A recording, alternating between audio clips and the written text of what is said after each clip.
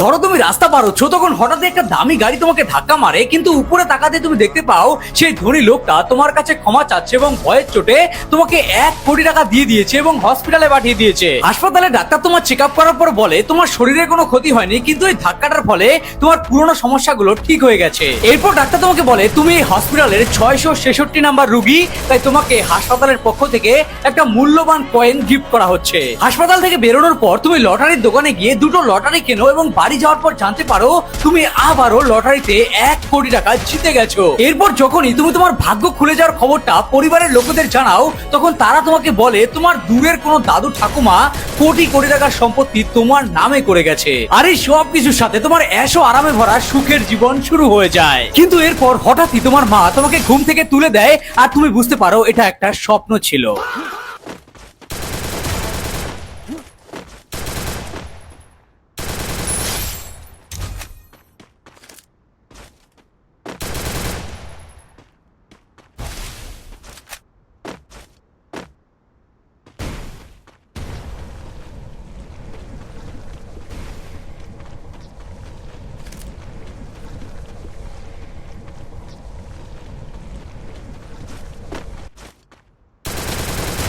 Wipe out.